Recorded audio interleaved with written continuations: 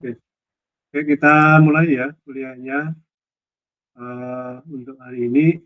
Assalamualaikum warahmatullahi wabarakatuh.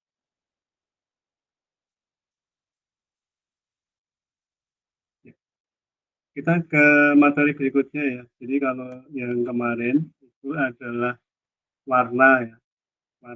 Warna itu kita kita gunakan juga sebagai sebagai tekstur ya. Sebagai fitur kok. Fitur di samping ada tekstur dan ini shape ya bentuknya. Untuk hari ini kita ke tekstur ya. Jadi tekstur itu adalah salah satu fitur yang biasa kita gunakan untuk proses analisis citra ya. Citra itu kan ada nanti klasifikasi, ada yang lain-lain. Nah, sekarang apa sih yang dinamakan dengan tekstur? Mungkin kita sering mendengar tekstur itu apa gitu. Nah, kalau kita lihat memang tidak ada definisi baku, misalkan tekstur adalah apa gitu. Karena definisi dari tekstur itu sendiri tergantung pada aplikasi tertentu dan ini apa namanya kita nggak ada kesepakatan yang pasti gitu ya, yang namanya tekstur itu apa. Jadi secara umum kita bisa mendefinisikan bahwa yang namanya tekstur itu adalah sebagai fungsi spasial dalam intensitas pixel. Jadi, tekstur itu tekstur citra ya didefinisikan sebagai fungsi spasial dalam intensitas pixel yang sangat bergantung kemudian yang sangat berguna ya pada berbagai macam. Jadi dia hanya sebagai fungsi spasial dalam nilai intensitas pixel. Jadi, atau kalau kita mengatakan yang lain ya bahwa tekstur itu adalah sifat atau karakteristik yang dipunyai oleh satu region atau daerah yang cukup besar sehingga secara alami sifat tersebut berulang. Ya, intinya itu berulang. Kalau kita punya pola-pola tertentu dan berulang dalam cakupan wilayah tertentu ya, itu dinamakan sebagai tekstur. Atau kalau kita mengambil definisi tadi sebagai pola yang teratur, satu region yang cukup besar secara alami sifat tersebut berulang ya berulang, maka itu dinamakan sebagai tekstur. Kata kuncinya keteraturan pola yang ada dan berulang gitu. Teratur dan berulang ya, saja ya. Kita mendefinisikan si tekstur ini. Ini ada gambar ya. Ini kan gambar kita kadang diberi gambar atau menjumpai gambar lah. Polanya itu teratur dan berulang. Ini ya seperti yang gambar paling atas itu kan polanya misalkan segi panjang yang disusun sedemikian rupa dan berulang gitu. Iya. Ini namanya adalah repetisi.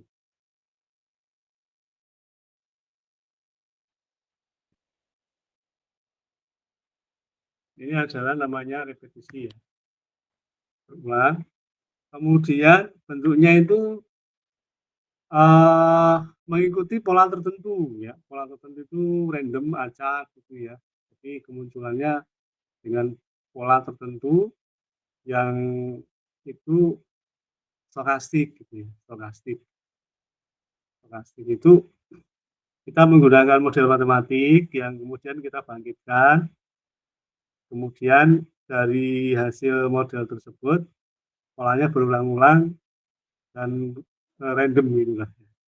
Nah ini stokastik, itu juga namanya tekstur. Atau keduanya ya, dia yang punya pola stokastik, kemudian berulang ya, berrepetisi gitu.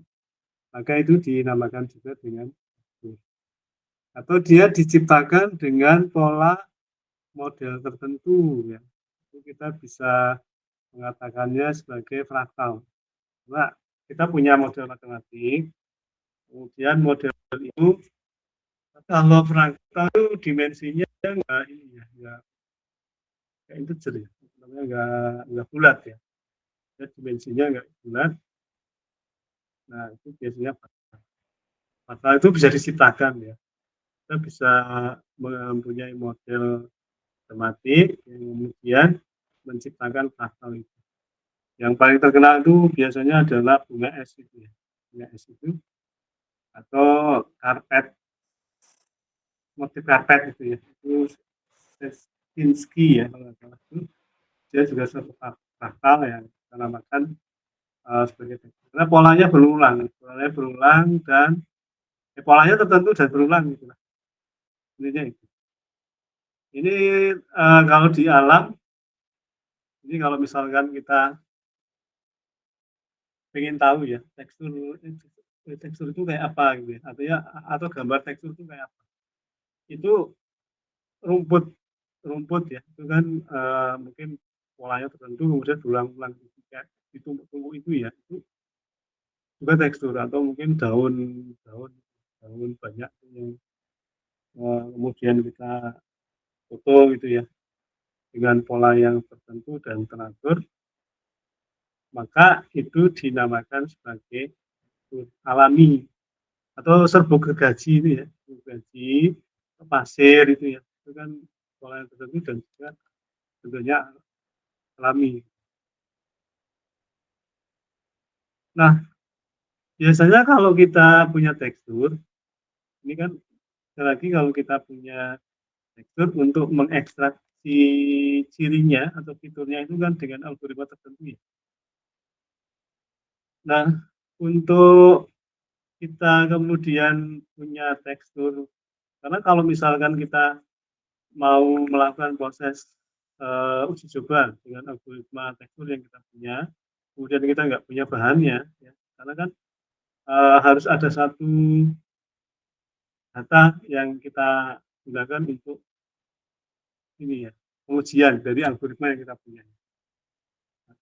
Nah, biasanya orang menggunakan ini, pola ini yang dinamakan dengan uh, satu satu gambar ya, satu gambar itu terdiri dari 5 region yang berbeda yang dinamakan sebagai tekstur ya. Jadi ini daerah-daerah yang A ini ya, ini misalnya gambarnya ini dibangun ya, diciptakan lah oleh orang untuk kamu kalau misalkan punya algoritma yang berhubungan dengan tekstur ya, data tekstur ya, itu pakai aja dataku ini. Ini datanya itu sudah tervalidasi ya, bahwa gambar ini terbagi menjadi 5 area karena ada 5 pola yang berbeda. Yang pola beda-beda, polanya beda. Kemudian masing-masing region itu dia punya perulangan di situ. Jadi gambar ini adalah satu gambar tekstur yang terdiri dari 5 region tekstur yang berbeda. Ini kalau dia menyusunnya itu dari kanvas ya, apa namanya, kartun kanvas ya, yang D77 ini, yang paling atas. Kemudian ada Somatic yang D55 ini, ada Raffia ya D54, D84, kemudian ada Herringbone Wave ya, itu D17 dan Rescap Feature itu yang yang ini uh,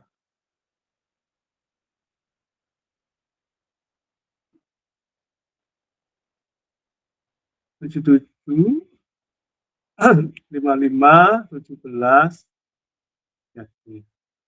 yang 84.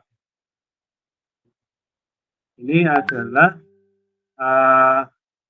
gambar A ini nanti tujuan akhirnya adalah kita bisa dengan algoritma tertentu ya untuk melakukan proses klasifikasi tekstur ya, di mana tiap region yang kita pisahkan itu terdiri dari satu kategori ya, satu level yang kita kasihkan dulu. Nah, ini sebagai data benchmark ya, kalau kita mau menguji algoritma yang menggunakan tekstur ini, klasifikasi tekstur. Nah, tekstur itu bisa diciptakan ya, atau bisa juga secara alami. Secara alami itu tadi ya, di mana di rumput gitu ya, atau di pasir atau di gergaji atau yang lain itu kan alami ya, dia tekstur itu terbentuk secara alami. Tapi bisa juga kita bikin ya, bikin tekstur itu tadi. Ya tadi misalkan dengan menggunakan satu model. Ya, modelnya itu ada yang stokastik tadi. Stokastik itu diantaranya adalah kita bisa mengenerate satu tekstur dengan menggunakan model markup random field ya, yang discrete itu yang penting. Jadi yang discrete markup random field itu bisa kita gunakan untuk mengenerate satu tekstur. Jadi persamaannya si markup itu kan ada di stokastik itu ada namanya rantai markup. Dan si markup ini menciptakan satu model yang dinamakan dengan markup random field. Seperti random forest itulah. Di mana ini ya, yang A ini macam-macam ya, dengan parameter tertentu ya. Jadi ada satu persamaan markup random field, kemudian di situ kan ada parameternya ya, misalkan ABC. A-nya itu berbeda-beda, nanti menghasilkan tekstur yang berbeda-beda gitu ya. Ini seperti yang A ini kan teksturnya berbeda-beda ya. Jadi dia memang di-generate dari model markup. Atau yang B ini kan dia ini yang B ya. Ini kalau yang A itu di-generate dari model stokastiknya si markup random. Kemudian yang B ini itu adalah satu tekstur yang di-generate di mana di gambar tersebut terdiri dari 4 region tekstur ya. Ada 4 yang berbeda ini. 1, 2, 3, 4. Di mana tiap regionnya itu, tiap wilayah teksturnya itu diciptakan dengan menggunakan model markup random field tapi yang Gaussian. Model Gaussiannya si markup itu digunakan untuk mengenerate dan gambarnya itu didapat yang B itu. Atau yang lain, yang C ya. Yang C ini adalah satu model tekstur gambar ya, gambar tekstur yang di-generate dengan menggunakan model fraktal. Model fraktalnya dia nggak menyebutkan ya, karena model fraktalnya kan banyak ya, tergantung pada yang menciptakan. Biasanya ada macam bentuk-bentuk yang memang modelnya itu matematik spesifik tertentu ya, sehingga menghasilkan gambar. Anda mungkin juga bisa menciptakan tekstur ya, karena mungkin kalau di searching ya itu batik pola-pola batik itu juga bisa di-generate ya, dengan menggunakan satu model matematik yang kita ciptakan. Pakai fraktal tadi bisa, pakai stokastik juga bisa. Sehingga orang tidak lagi membuat batik pola ya, pola batik itu secara manual, tapi dengan program komputer ya, dengan bantuan komputer, program menggunakan model matematik yang kita ciptakan ya. Kita ciptakan ya, biasanya dengan persamaan tertentu gitu ya, pakai modelnya si fraktal atau si markup, ya itu terciptalah pola, sehingga kita bisa menciptakan tekstur baru ya, yang kemudian itu menjadi pola batik. Kayaknya di Indonesia ada ya orang yang engineering itu, kemudian dia sebagai ciptanya dia ya. Kayaknya bukan orang komputer tapi orang ekonomi kan, itu ada di Indonesia. Itu adalah tekstur ya, bisa alami, bisa non alami, bisa tercipta karena memang alam atau bisa juga tercipta karena buatan manusia. Tadi kan kita mendefinisikan secara general ya, secara umum lah, yang namanya tekstur itu adalah dia polanya teratur dan berulang. Jadi ada pola-pola primitif yang terdiri dari satu atau lebih pixel, bentuknya itu berupa titik, garis atau luasan yang merupakan elemen dasar dari satu bentuk. Ya. Jadi si tekstur itu harus punya ini wujud apa namanya elemennya ya, kayak mungkin pencirinya ya. Di tekstur itu dinamakan dengan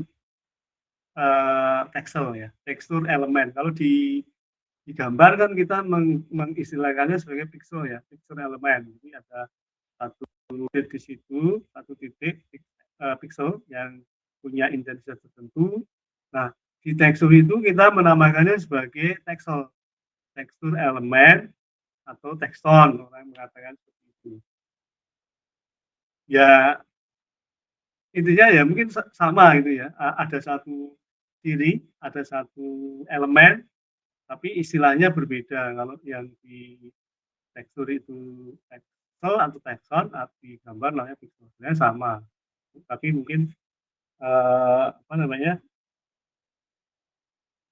penciriannya berbeda. Ini untuk tekstur kita katakan sebagai teksel, kalau mana kita namanya pixel. Tadi polanya itu berulang-ulang, pola primitif, bisa garis, bisa titik, bisa poligon, tapi dia berulang-ulang tadi. Kemudian muncul ya polanya itu tertentu, kemudian muncul polanya bisa titik, garis atau poligon untuk primitif. Nah, tapi tadi pencirinya itu dinamakan sebagai apa namanya teksel ya. Di dalam tekstur itu ada gunanya untuk apa tuh si tekstur ini? Gunanya biasanya untuk melakukan pemeriksaan permukaan. Ya. Nah, itu permukaan itu kalau bukan digambar, ya digambar juga bisa ya. Jadi kita bisa mengatakan ada permukaan halus, kasar gitu. Karena kemudian bisa juga digunakan untuk mengelompokkan objek pemandangan gitu ya. Kalau misalkan kita punya gambar ya, ini misalkan ada sawah gitu ya, sawah, pohon, itu juga bisa kita kelompokkan. Gitu. Atau bisa juga digunakan untuk orientasi permukaan. Kemudian menentukan bentuk objek, juga bisa. Di tekstur ini digunakan untuk itu. Nah ini contohnya ya, misalkan kalau kita menggunakan fitur tekstur itu untuk permukaan itu biasanya digunakan untuk pemeriksaan bahan semikonduktor.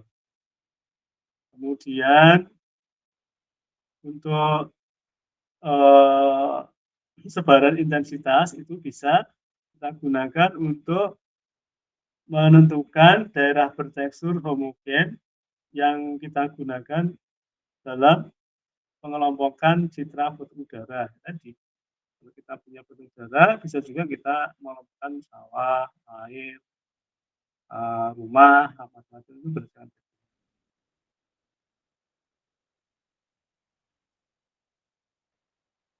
Nah, kegunaannya di sini di dalam komputer visi yang lebih ini ya, lebih mengikuti pola. Biasanya kan kalau kita punya proses analisis gitu ya, kan kalau di komputer vision itu lebih ke proses analisis. Analisis itu membutuhkan fitur-fitur tertentu, misalkan tadi warna, tekstur, shape, dengan bentuk-bentuk khasnya itu, yang mencirikan satu objek. Itu di tekstur juga bisa kita gunakan untuk proses segmentasi. Jadi segmentasi itu kan pre-analisis ya, sebelum kita ke klasifikasi atau ke deteksi atau ke identifikasi, itu kita terutama klasifikasi, kita harus melakukan proses segmentasi. Segmentasi itu membagi gambar tersebut ke dalam objek-objek tertentu. Seperti kalau misalnya kita punya gambar darah gitu ya, ya dengan nilai-nilai pixel tertentu nanti dikelompokkan menjadi satu, itu sawah gitu ya, atau yang lain, atau pola-pola tertentu ya, itu kita jadikan sebagai penanda, misalkan jalan raya itu kayak apa, dan lain-lain.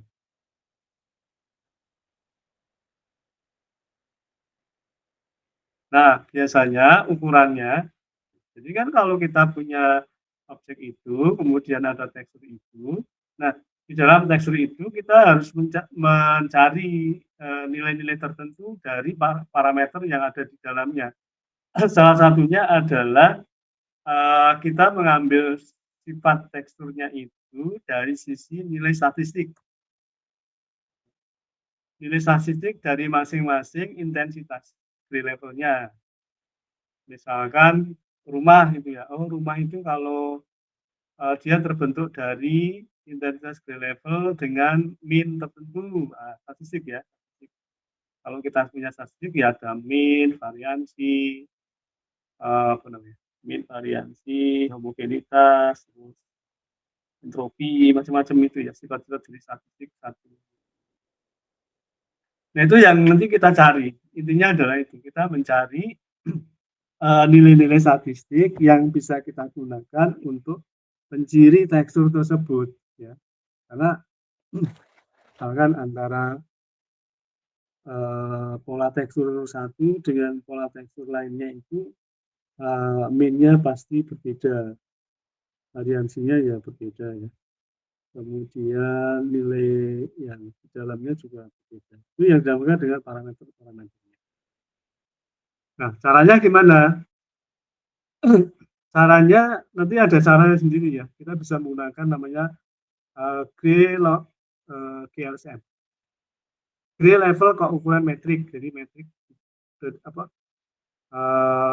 gambar tersebut kemudian ditransformasikan menggunakan GLSM. Nah, metrik yang didapatkan itulah yang kita cari nilai-nilai statistiknya ini. Misalkan di situ, di dalam tekstur itu kita bisa mendapatkan nilai namanya entropi. Jadi kalau kita punya gambar, kemudian kita sudah blok-blok ya, ini tekstur 1, tekstur 2, dan seterusnya. Nah, masing-masing T ini nanti ada nilai-nilainya. Yang pertama kita bisa mencari nilai entropinya. Entropinya di sini itu berapa? Ya. Entropi itu adalah satu fitur yang digunakan untuk mengukur kerandoman ya, atau keteracakan dari distribusi intensitas yang ada di region tersebut. Nah, entropi ini nilainya dicari dengan menggunakan jumlahan dari masing-masing ya, antara intensitas 1 dan 2 dikali dengan log-nya. Nah, nilai entropi itu akan maksimum apabila semua elemennya sama. Ya, akan nilai tinggi kalau elemen sama, di mana metrik yang berhubungan dengan gambar tersebut tersusun dari pasangan intensitas dengan jarak vektor tertentu. Ini entropi. Kemudian di dalam tekstur itu, region tekstur itu, kita bisa mengukur energinya. Energinya itu berapa? Energi itu nanti dia akan semakin besar Kalau pasangan piksel yang memenuhi syarat metrik intensitas kourensinya itu, dia letaknya pada beberapa koordinat pada koordinat tertentu lah, terkonsentrasi di situ, dan dia kalau nilainya kecil ya, energinya kecil, maka metrik intensitas keukurannya itu, piksel yang berpasangan di situ, itu nggak terkonsentrasi, dia menyebar. Nah, energi itu nanti kita gunakan untuk mengukur konsentrasi. Ya. Ini mungkin kalau ada energi berarti konsentrasi pasangannya itu semakin besar berarti terkonsentrasi. Ya. Tapi kalau kecil ya dia menyebar itu. Nah itu nilai energinya besar. Ya, nanti bisa dilihat ya dari pasangan keukurannya. Kontras itu nanti kita gunakan untuk mengukur kekuatan ya antar intensitas. Kemudian nilainya besar itu kalau nilai kontrasnya akan besar jika variasi intensitas dalam gambar tersebut tinggi dan kecil kalau variasinya itu rendah. Jadi di kontras ini mengukur berdasarkan variasi di dalam region tekstur tersebut. Kalau kontrasnya besar ya, besar, tinggi, maka variasinya itu tinggi. Dan kalau kontras itu rendah, maka variasinya rendah. Variasi itu variasi ya. Kalau kita ini kan variasi. Kalau datanya itu berlaruan gitu ya, maka variasinya kalau variasinya itu berbeda-beda itu ya variasi. Kemudian homogenitas. Homogenitas itu adalah balikan dari kontras ya. Dia mengukur variasi intensitas di dalam gambar tersebut. Nilainya itu akan besar. Homogenitasnya besar kalau intensitasnya mengecil. Variasinya mengecil. Homogenitasnya. Kalau datanya itu nggak begitu bervariasi kan berarti homogen ya, sama. Tapi kalau datanya tuh bervariasi besar banget gitu ya, yang nggak homogen gitu, variasi itu ya seperti itu. Nah ini gunanya ya di dalam komputer fisik kita bisa menggunakan tekstur itu untuk mendeteksi satu region atau gambar, kemudian mengklasifikasi, melakukan proses segmentasi atau bisa melakukan proses sintetis ya. Jadi mengenerate satu sampel tekstur, kemudian secara random di-generate dengan tekstur yang dengan sampelnya tekstur tersebut kita bisa mengenerate ya, mengenerate si tekstur yang sama dengan secara random, memperbanyak ya, secara random dengan sampel yang kecil dari tekstur tadi. Bisa juga kita menggunakan tekstur itu untuk proses kompresi ya. Misalnya di dalam satu pasal itu kita bisa melakukan proses kompresi. Ini tadi sudah ya, tekstur itu apa. Nah, bagaimana kita mendeskripsikannya atau kita mengekstraksi nilai-nilai dari tekstur itu ya. Kita bisa menggunakan beberapa metode ya, banyak ya. Selain statistik tadi, kita bisa juga menggunakan autokorelasi. Autokorelasi, kemudian transformasi Fourier ya, dalam satu window yang kecil ya. Kemudian bisa juga kita menggunakan Bowflex ya, atau filter banknya itu ya, atau menggunakan vektor fitur ya, vektor itu, atau pakai statistical descriptor tadi, ada mean, ada variasi dan seterusnya itu, atau bisa juga menggunakan rantai Markov ya di stokastiknya.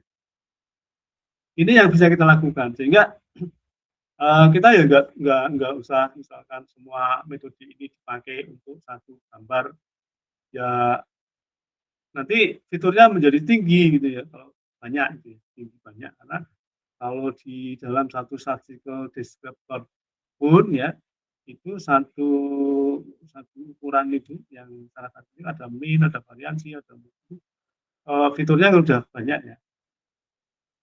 Karena kita berpedoman ya bahwa nggak menjamin kalau misalkan fiturnya itu banyak, maka akurasinya dalam klasifikasi itu tinggi, ya enggak gitu juga. Karena mungkin ada fitur yang nggak berpengaruh gitu ya, nggak berpengaruh itu kalau nggak berpengaruh ya kita drop gitu ya. Itu nanti biasanya menggunakan teknik reduksi. Nah, fitur itu kan semakin tinggi, dimensinya semakin tinggi ya, sehingga prosesnya menjadi lama dan juga nggak semua bisa diselesaikan dengan baik gitu ya. Sehingga ya kalau yang paling bagus ya fitur yang optimal itu yang kita pakai. Nah, ini adalah ini ya salah satu. Kalau kita punya gambar asli, itu kita bisa apa namanya ekstraksi dengan Fourier ya. Nanti ya dapatnya anu macam-macam power spektrumnya. Kemudian kalau kita punya gambar, kemudian kita mendapatkan metrik koakurennya, itu kita bisa mendapatkan statistik nilai-nilai statistik yang berbeda-beda. Dan juga kita menggunakan dari gambar asli, kemudian pakai fungsi autokorelasi, nanti bisa mendapatkan model autoregresi. Ini tergantung bisa, tapi kebanyakan yang gampang ya, yang begitu ya memang banyak digunakan itu adalah dari gambar asli kita mendapatkan metrik keukuran dengan cara apa? Caranya adalah menggunakan teknik GLCM, di level keukuran metrik. Tapi pernah juga ya saya pakai yang lain, bukan pakai ini, pakai tadi transformasi Fourier, kita dapat spektrum Fouriernya dari masing-masing itu ya. Nah, sekarang kita dari gambar asli, bagaimana mendapatkan metrik keukurannya yang kemudian nanti kita dapatkan nilai statistik yang berbeda-beda. Nilai min, nilai variansi, nilai energi, nilai ambiguity, nilai macam ya. Dari region tekstur yang kita punya. Ini sebagai contoh yang paling sederhana ya. Ini enggak usah ya. Nah, ini sebagai contoh yang paling sederhana. Karena kalau kita punya gambarnya itu asli nyata ya agak susah karena misalkan 128 kali 128 itu berarti berapa itu? 128 kali 128 intensitasnya 100 kali 100 saja udah 10.000 ya. Ya 10.000 ya. Kita ngitungnya agak susah, makanya komputer lah yang hitung. Tetapi ini adalah contoh kecil saja. Misalkan kita punya gambar ya, gambar dengan pola-pola tertentu ya. Ini pola-pola tertentunya bisa ditunjukkan di sini ya. Ini ada 00 ya, ada 1, ada 2, ada 3. Ini intensitas yang gampang lah ya, yang kita bisa gunakan. Ini misalkan ini kan polanya di sini. Ini seperti ini ya. Nah, ini ada 4 region yang berbeda ya. Tapi kita nggak melihat itu. Kita melihatnya bagaimana cara mengekstraksi fitur secara statistik ini dengan menggunakan statistical descriptor. Di mana pertama kali kita harus mencari metrik keukurannya. Metrik keukuran ini didapat dari gambar asli yang ditransformasi ya dengan aturannya si kita namanya misalkan GLCM. Di level keukuran.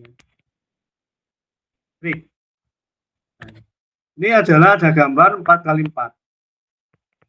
4x4 dengan nilai intensitas pixel yang tadi kita lihat. Maka carilah metrik keukurannya. Nah, metrik keukuran itu didapat dari pola distribusi berpasangannya, pair distribution-nya ya. Ini misalkan IIG ya, gambar asli. Kemudian kita transformasikan ke sini. Ini menghasilkan metrik keukurannya. Kok bisa ini, kok bentuknya menjadi ini menjadi ini. Ini gimana? Dia ada menggunakan ini, aturan distribusi berpasangan. Ya. Jadi dengan nilai tertentu, nih,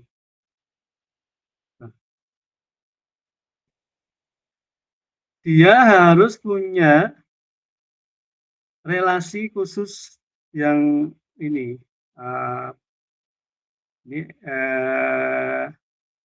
metrik ini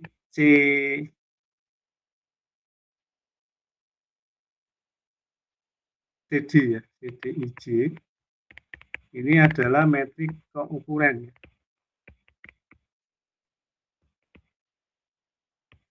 Di mana dia menyatakan ya bahwa CDIJ ini I-nya itu adalah nilai keukurannya, jadi pemunculannya dengan nilai J dalam suatu relasi spasial tertentu D. D-nya ini relasi spasialnya adalah DR DC. D itu adalah DR itu adalah ini ya, di row ya, baris. Kalau DC-nya ini adalah di kolom. Nah, ini nanti ini harus kita tentukan D-nya itu nilainya berapa. Biasanya misalkan D1, 2. Berarti relasi spasialnya ditunjukkan dengan satu step baris, 2 step kolom. Ini contohnya yang ini. Ini berbeda dengan yang tadi ya, mungkin yang tadi bisa dicari. Kalau kita punya gambar, ini ukurannya adalah 1, 2, 3, 4, 5, 6 kali 4. Kemudian D-nya tadi kan di D31 maksudnya adalah DR-nya itu 1, DC-nya itu ada 3, ini 1. I-nya itu adalah, kalau 31 itu maksudnya satu baris turun 3 kolom. Ini kalau kita cari, ini saya ini sini. Kita mau mencari metrik keukurannya dari gambar yang asli ini ya. Ini ketemunya ini. Ini kan kenapa ketemu 103, 202, 101. Pertama yang harus kita cari adalah kalau kita bikin metrik, itu kan ada baris, ada kolomnya ya. Antara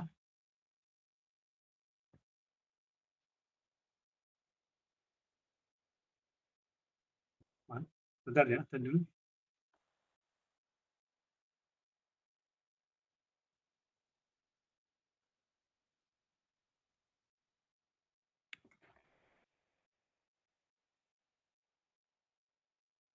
Ada nih, bentar.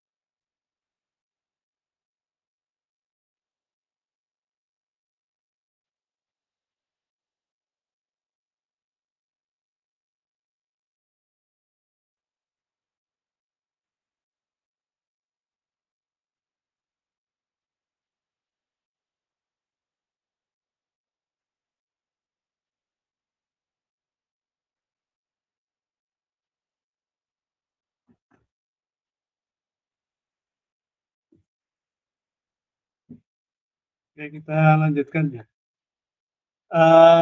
Yang penting ini adalah D-nya itu ya. D-nya itu yang penting.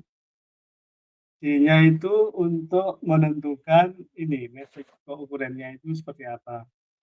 Nah, caranya itu yang pertama kita lihat dulu dari metrik ini. Berapa nilai terendahnya, berapa nilai terkecilnya ya. Ini dari gambar yang di sini terlihat nilai paling kecil 0, 1, 2 ya. Ini juga sama karena kita mau mencari pasangan masing-masingnya. Yang 0 itu mana, yang 00 itu ada berapa gitu ya. Yang 11 itu ada berapa, 22 itu berapa, atau 01 itu ada berapa dan seterusnya ya. Pasangannya ya antara baris dan kolom. Ini D-nya ini menentukan. D31 maksudnya adalah kita punya misalkan dari 0 ya. 0 kita mau mencari pasangan 00. Ini ada berapa? Itu dicari yang 00 dulu yang pertama, kemudian barisnya ini ada lompatannya itu ada 1 ya. 1 berarti dari 00 ini 1. 1, kemudian 3 ya. 3 itu ke bawahnya. Berarti ini 1, kemudian ke bawahnya 3. Ini 1. Berarti pasangannya ini. Ya. 0, 2. 00 itu enggak ada ini. Ini 1, 3 ini bukan 00, bukan. Ini juga enggak ada 0 ke sini ada ya 1, di bawah pasti enggak ada. Yang mungkin tuh ini 0, 1, kemudian 1, 2, 3. Ini ada 1, ditulis dulu ya 1. Kemudian yang ini pasti nggak bisa karena ke kanan itu bawahnya 2 semua, bukan 0. Yang ini juga sama, ini ke sininya 1, tapi ke bawahnya 2. Padahal yang ini 3 ya, berarti tidak ada. Berarti 00 itu hanya 1. Ini 1 ya. Ini 1 ya. Kemudian 01, 01 ya berarti cari pasangan di mana kalau kita ke kanan ya itu satu langkah, ya, satu kolom. Ke bawahnya 3 ya, barisnya 3. Ini di 01 itu enggak ada, di 01 enggak ada. Pasangannya enggak ada ya, 0. Kemudian yang 02, 02 itu ada 1. Ini ya 1. Kemudian enggak bisa ya. Ini ke bawah ini. 2 ini udah dapat 2. Kemudian yang ini ke 1. Ini 3, berarti 3. Dan seterusnya ya, dan seterusnya didapat seperti itu. Ini yang 10 itu ada 2, yang 11 ada 0, yang 12 itu ada 2, kemudian yang 20 itu ada 0, 21 itu ada 0 ya, kemudian 22 itu ada 1. Sehingga ini metriknya ini. Metriknya adalah 1, 0, 3, 2, 0, 2, 0, 0, 1. Ini adalah metrik keukurannya. Keukuran ya. Ini metrik keukurannya. Nah, metrik keukuran inilah yang kemudian kita gunakan untuk mencari tadi minnya berapa, kemudian apa energinya berapa. Nah, minnya itu didapat dari ini.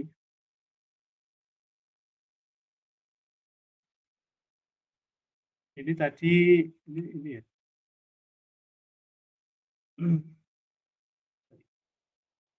103, 203. 103, 202 ya. 001. Nah, ini minnya ya ini min ini min ya, min,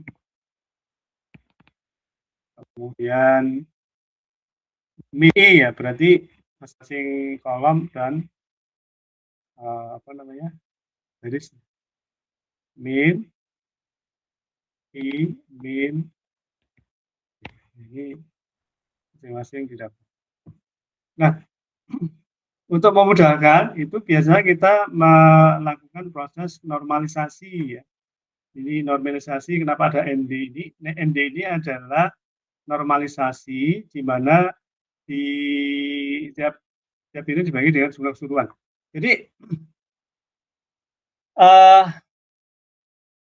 dinormalisasi ya, ini kan metrik keukuran ya, metrik keukuran. Kita normalisasi menjadi, kalau ini jumlahnya kan 4 ya, 4, 1. Berarti jumlah totalnya adalah 7 ya. 7 dibagi 9, ini 9 ya, berarti apa namanya? 7 jadi, 7 ya. Berarti normalisasinya adalah ini ya, normalisasi itu ini. Normalisasi dari satu metrik keukuran itu adalah tiap nilai dibagi dengan jumlah keseluruhan nilai. Nilainya ada 7. Nilainya ada 7. Ini kok 7 toh? 4, 4, 1. Iya betul. 7 ya. 9. Berarti nanti menjadi 1/9, 0, 3, 2/9, 0, 2/9, 0, 0, 1/9. Ini adalah ND-nya ya.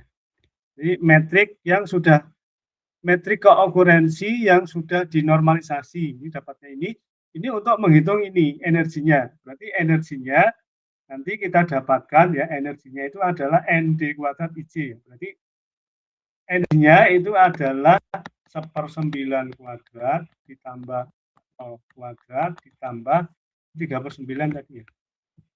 1/3 ya, 3/9 itu kuadrat ditambah sampai dengan 1/9 kuadrat. Ini yang namanya energinya ini ya. Kemudian entropinya ya tinggal mengalihkan 1/9 log 2 1/9 ditambah dan seterusnya. Kalau kita nggak bisa hitung log ya diberikan aja itu ya. Kontrasnya ya berarti IJ kuadrat ND IJ. IJ ini ya kalau kita menamakan ini sebagai 1,1 ya.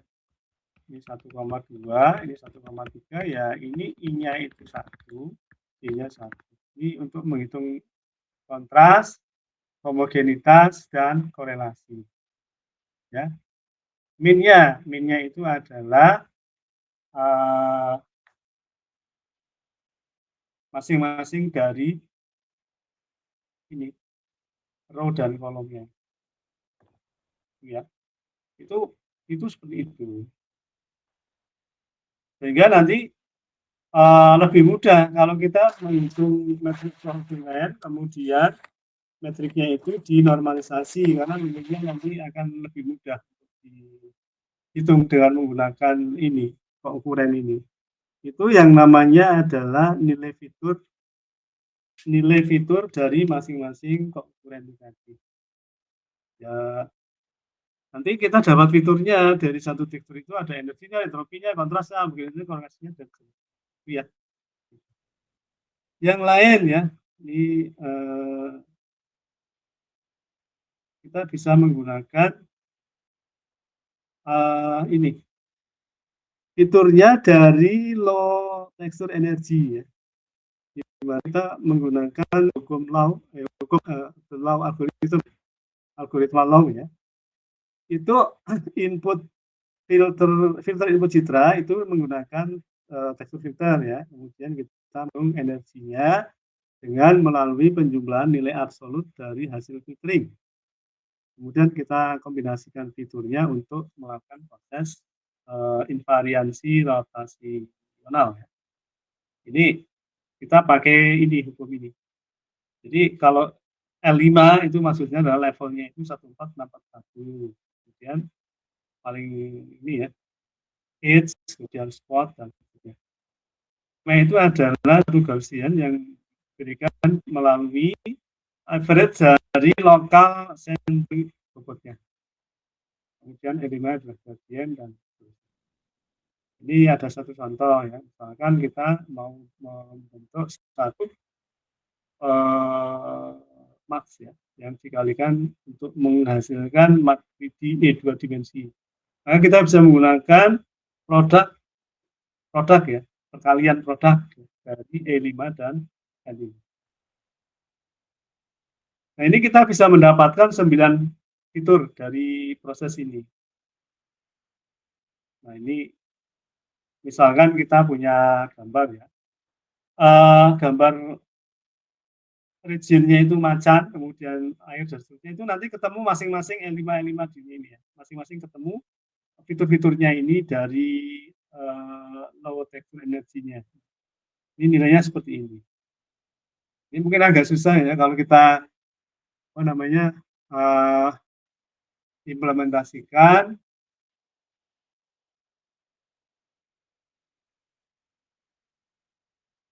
ke bentuk perhitungan yang sederhana ya. Mungkin misalnya ya ini hanya contoh aja bahwa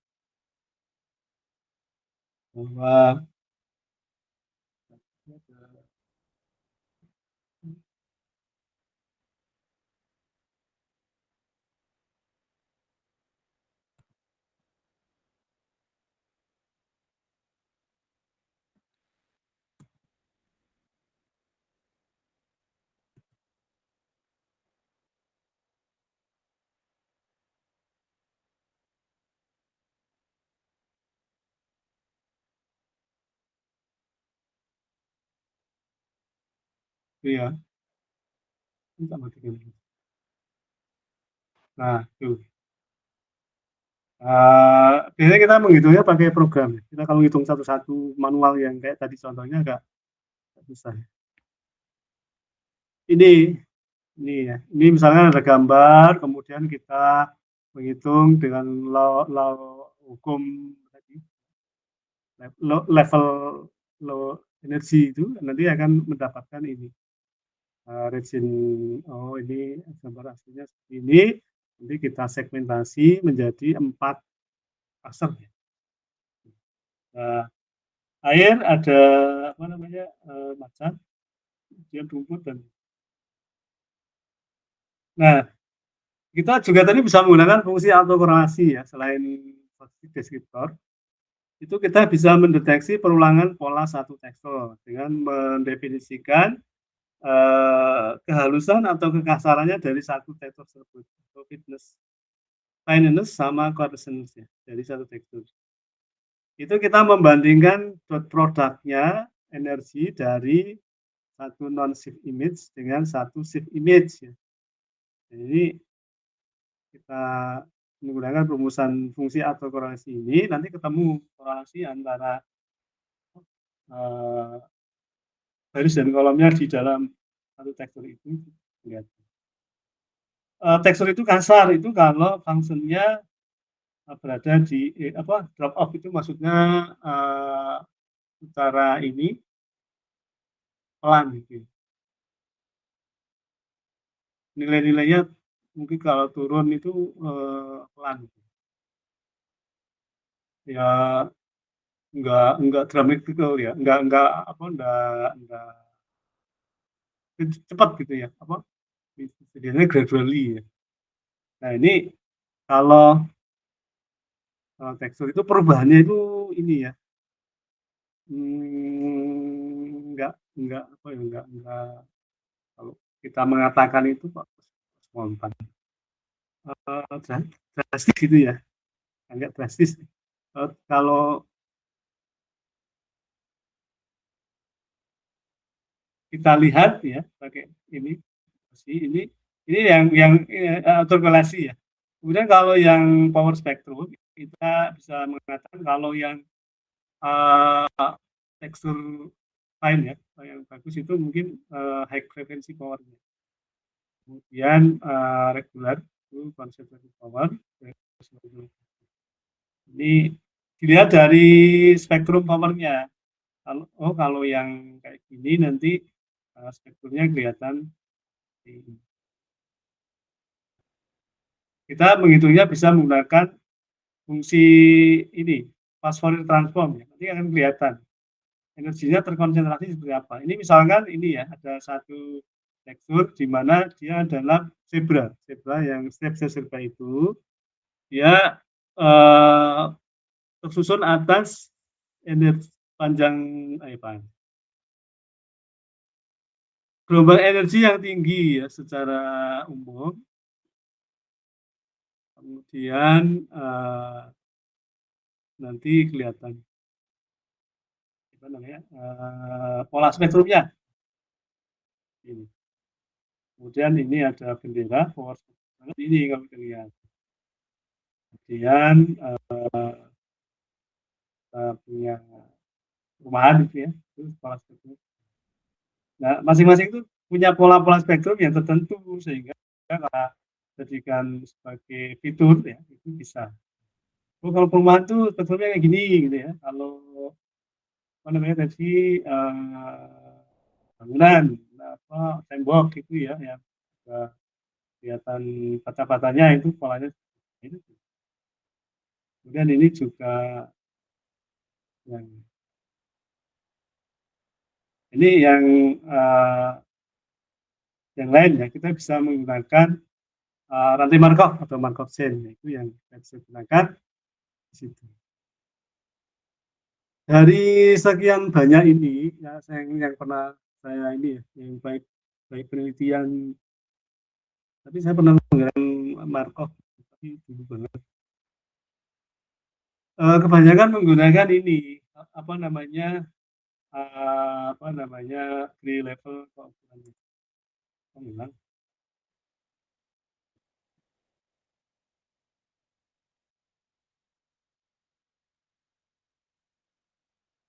Nah, kebanyakan menggunakan ini. Jadi dia atau kita ya yang menggunakan fitur teksturnya itu jarang yang menggunakan tadi hukum low level tadi, kemudian fotokorelasi, spektrum itu apalagi spektrum. Itu jarang yang menggunakan itu, tapi kebanyakan menggunakan gray level confirmative. Itu lebih gampang ya. Ukuran-ukurannya lebih terlihat ya, karena dari sini kita bisa melihat energinya berapa, entropinya berapa, kontrasnya berapa, mungkin berapa, korelasinya berapa. Berapa, standar deviasinya berapa dari masing-masing tekstur itu, sehingga bedanya gampang itu ya, antara yang satu dengan yang lainnya. Itu ya untuk tekstur. Jadi nanti kalau misalkan mau meneliti, kita kan mungkin 5 tahun depan atau berapa waktu S2, S3 atau kerja itu disuruh untuk menggunakan fitur tekstur ini. Ya, kita bisa gunakan salah satunya lah ya. Itu. Ya, itu adalah fitur tekstur yang bisa kita gunakan. Jadi kita sudah punya dua ya. Fitur warna dan fitur tekstur ya. Yang berikutnya nanti kita kenalkan fitur bentuk atau shape. Nah, biasanya orang ini tadi hanya menggunakan warna, tekstur atau bentuk, tapi bisa juga untuk kasus-kasus tertentu ya, itu kita bisa menggabungkan antara warna, tekstur, dan bentuk. Dan harapannya ya kalau kita punya apa namanya fitur yang banyak ya variasinya itu, tujuan akhirnya kan tetap ya akurasinya tinggi. Itu aja. Ujungnya ya kalau proses klasifikasi kita mendapatkan kalau bisa ya 99, tapi ya susah juga ya. Karena kan tidak hanya dipengaruhi itu ya, yang lain datanya sendiri. Dan itu ya untuk hari ini. Jangan lupa besok ya, ini ada kuliah tamu dari Refactory ya. Itu jam 15.30 lah ya, di RSB ya, di ruang sidang bersama lantai 5 FTI. Ya, itu sebagai kuliah pertemuan kelima. Kemarin kita kosong, nah itu sebagai pengganti. Jadi harapannya datang ya, karena sudah konfirmasi dari sananya, nanti pesertanya dari Fakultas Komputer sama Teknologi. Itu ya, mungkin besok saya dampingi sebentar. Ada pertanyaan? Oke, kalau tidak ada, saya akhiri ya. Selamat sore, assalamualaikum warahmatullahi wabarakatuh. Waalaikumsalam warahmatullahi wabarakatuh.